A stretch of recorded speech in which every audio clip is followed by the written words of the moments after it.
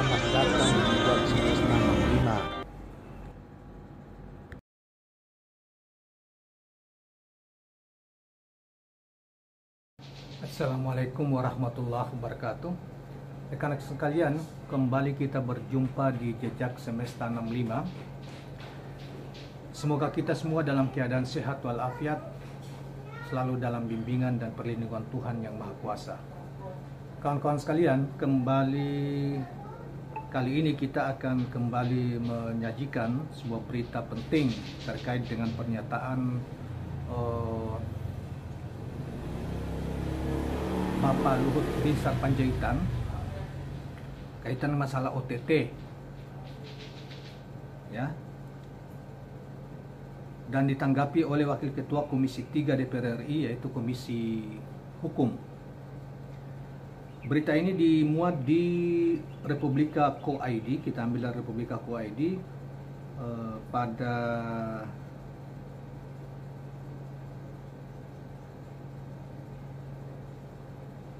sekalian pada hari ini tanggal 18 Januari 2023 dengan judul Luhut lawan OTT Sahroni ini Wakil Ketua Komisi 3 DPR RI. Apa salahnya publik lihat maling ketangkap? Nah, baiklah kawan-kawan sekalian, kita bacakan beritanya. Wakil Ketua Komisi 3 DPR Ahmad Sahroni terus mendukung kerja Komisi Pemberantasan Korupsi KPK dalam pemberantasan kasus-kasus korupsi. Salah satunya adalah operasi tangkap tangan yang dinilai sebagai upaya cepat untuk menangkap para koruptor. Sebab OTT dilakukan KPK ketika sudah mengantongi bukti kuat menindak para terduga koruptor. Apalagi sejumlah OTT terjadi ketika koruptor tengah melakukan transaksi yang berhubungan dengan kasusnya. Kalau memang itu dramatis, apa salahnya publik melihat langsung ada maling ketangkap? Kalau bisa ditangkap saat kejadian, kenapa tidak? Sebab proses pembuktian jadi berlangsung lebih cepat dan mudah karena adanya barang bukti, ujar Sahroni. Di samping OTT, KPK juga perlu memperkuat sistem pengawasan dan pencegahan korupsi. KPK harus mengkaji dan mengevaluasi secara berkala agar sistem pencegahan berjalan dengan baik. Tutup rapat-rapat segala celah korupsi. Dengan begitu saya yakin kita dapat lebih efektif dan efisien, ujar Sahroni selanjutnya. Saudara sekalian, sebelumnya Menteri Koordinator Bidang Kemaritiman dan Investasi Menko Marves, Luhut Binsar Panjaitan, mengajak pemerintah daerah melawan operasi tangkap tangan atau OTT dan mengurangi praktek korupsi dengan cara mengubah ekosistem pemerintahan jadi serba digital. Menurut dia, ketika tidak ada lagi OTT dan kasus korupsi menurun, Indonesia bakal dianggap sebagai negara bermartabat. Kita harus melawan OTT supaya kita menjadi negara yang bermartabat. Saya kira kita tidak mau negara kita jadi negara yang dituduh memiliki ekosistem yang bagus sehingga terjadi korupsi di Indonesia. Saya ulangi. Saya kira kita tidak mau negara kita jadi negara yang dituduh tidak memiliki ekosistem yang bagus sehingga terjadi korupsi di Indonesia, kata Luhut selanjutnya. Luhut Panjaitan menjelaskan negara yang bermartabat adalah negara yang punya ekosistem yang baik lewat digitalisasi. Dia meyakini ekosistem pemerintah yang sudah digitalisasi bakal menghilangkan OTT terhadap pejabat korup dan akan mengurangi korupsi. Jadi, jangan salah mengerti, pemerintah atau kami tidak ingin melihat OTT bukan karena itu. Kami tidak ingin negara kita begitu hebat dipuja-puji orang, tapi masih ada OTT karena ekosistem kita tidak bagus. Ujarnya di dalam acara yang turut dihadiri Presiden Jokowi itu.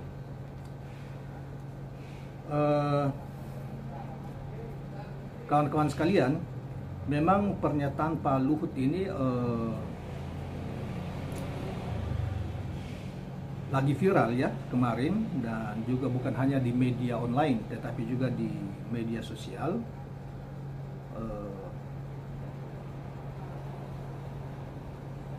Misalnya juga kalau di portal, kita ambil dari di portal Gelora News ya, hari ini juga dimuat dengan judul Luhut ajak kepala daerah kita harus lawan OTT aparat. Judulnya seperti itu.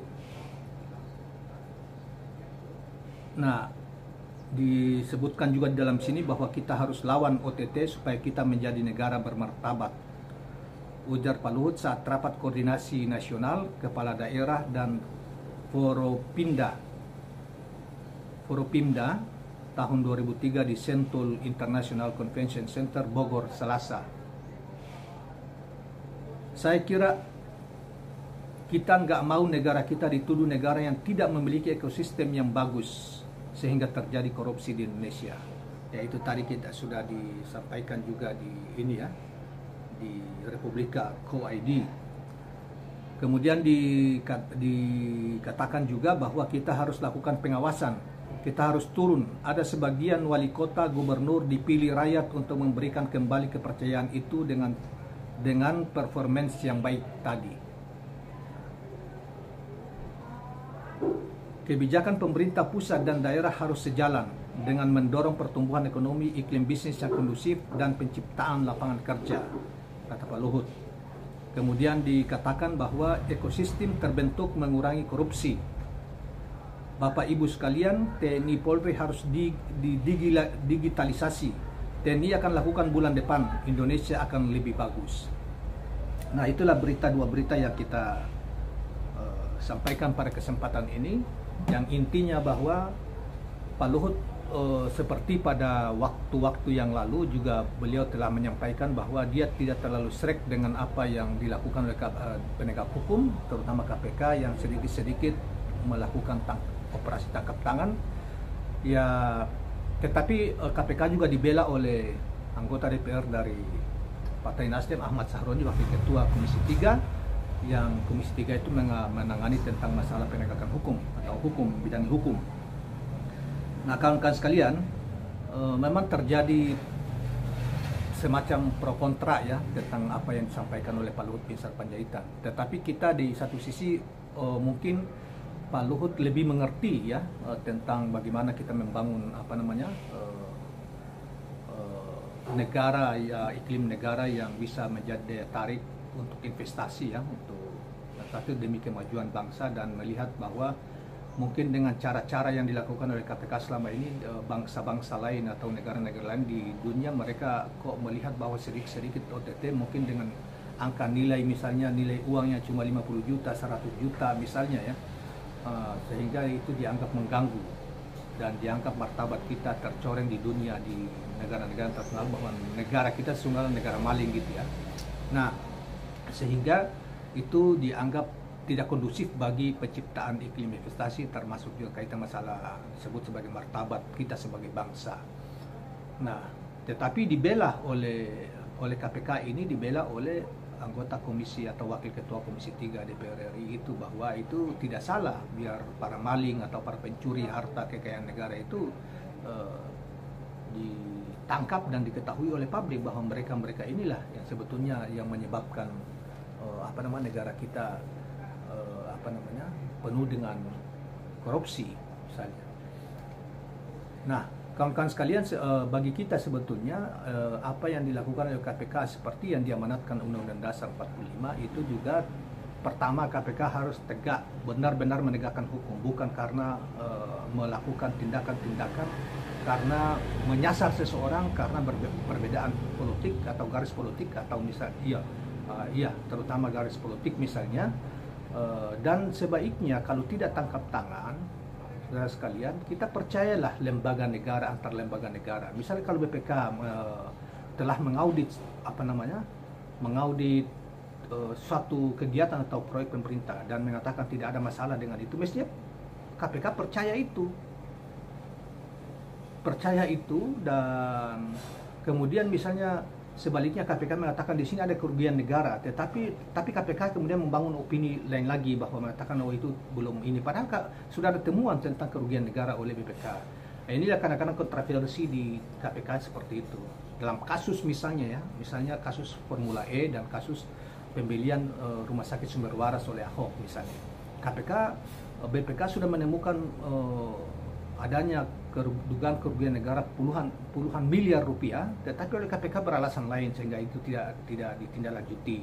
Sementara di kasus Formula E berulang kali BPK mengatakan tidak ada masalah dengan proyek Formula E itu, tidak ada kerugian negara di dalamnya, dan justru dianggap oleh banyak lembaga dianggap sangat menguntungkan secara ekonomi menguntungkan Indonesia, ya. Tetapi tetap aja KPK berupaya untuk mengobok-obok, mencari-cari dan macam-macam ininya. Nah, inilah yang tidak bagusnya juga di situ. Terus begini, ngapain sih KPK itu juga meng-OTT misalnya uang 50 juta, 100 juta dan lain sebagainya. Nah, ini juga yang mungkin terutama di pemerintah daerah ya. Yang kasihan juga pemerintah daerahnya semuanya ketakutan, tidak mau melaksanakan kegiatan-kegiatan yang terutama proyek-proyek dari APBD, yang sumber dari APBN maupun APBD, karena ketakutan, takut jangan sampai melakukan kesalahan, kemudian dicecar oleh lembaga-lembaga hukum dan sebagainya, sehingga banyak kegiatan yang tidak berjalan maksimal di daerah-daerah karena ketakutan aparat kita di daerah. Nah, oleh karena itu saudara-saudara sekalian, saya kira apa yang disampaikan oleh Pak Luhut ini ada benarnya di satu sisi, di sisi yang lain mungkin perlu KPK lebih banyak atau penegak hukum lebih banyak melakukan pendekatan pencegahan daripada misalnya mengintai dan mengincar misalnya. Itu kan sama dengan salah satu cara mengelola negara yang gimana ya, saling mengintip, bukannya memperingatkan atau melakukan pencegahan gitu.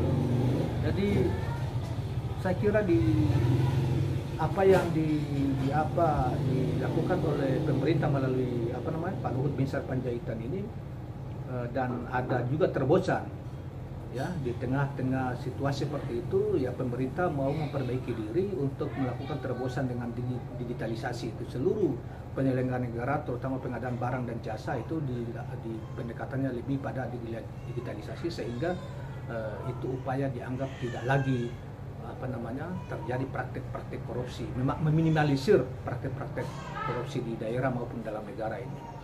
Nah, saya kira itu saja kawan-kawan sekalian, mudah-mudahan bermanfaat, dan jangan lupa subscribe, like, dan share channel ini. Assalamualaikum warahmatullahi wabarakatuh. Selamat datang di Buat Semesta.